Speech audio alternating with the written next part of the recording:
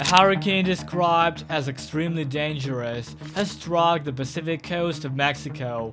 Hurricane Lidia hit Mexico at a Category 4 storm, bringing wind speeds of up to 140 miles per hour, 220 kilometers per hour.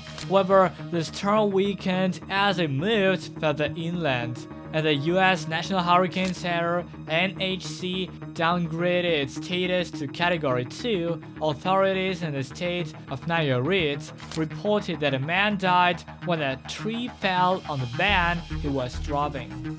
Lidia made landfall near the small beach town of Las Panitas shortly before 6 p.m. local time, or 0 GMT. It was assigned a Category 4 status on the severe Simpson hurricane wind scale, which ranges up to 5. The center reported that Lidia was moving east-northeast at a speed of 17 miles per hour or 28 kilometers per hour. It was expected to rapidly weaken as it moved over elevated terrain in west-central Mexico. Abzats 5.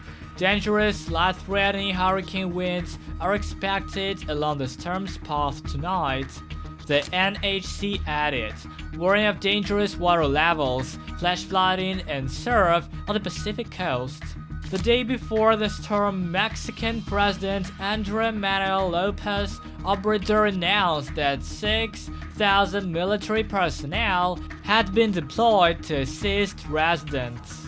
I urge people living between Nayarit and Jalisco, especially in Bahía de Banderas, Puerto Vallarta, and Tamatlan, to take precautions, he wrote on the social network X, formerly known as Twitter, advising people to stay away from low-lying areas, rivers, and slopes. In the coastal resort of Puerto Vallarta, residents sought shelter from the storm.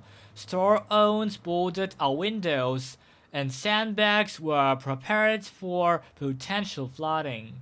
Earlier, the city's airport announced its closure from 4 p.m. local time or 22 GMT until 8 a.m. on Wednesday. This week, some areas of Mexico's Pacific coast had already experienced significant flooding following the impact of Tropical Storm Max. Local media reported that 2 people died in the state of Guerrero as a result of the storm.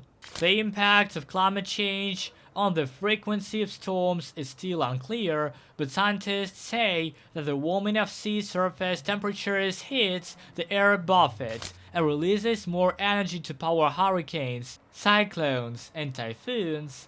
As a result, they are likely to be more intense and accompanied by heavier rainfall. Since the industrial era began, the world has already warmed by about 1.1 Celsius or 33.98 Fahrenheit, and temperatures will continue to rise unless governments worldwide take drastic measures to reduce emissions. Be sure to subscribe to this channel, like this video to stay updated on the most interesting and popular news at an early stage. Your subscription is essential for more frequent news updates and high quality video viewing.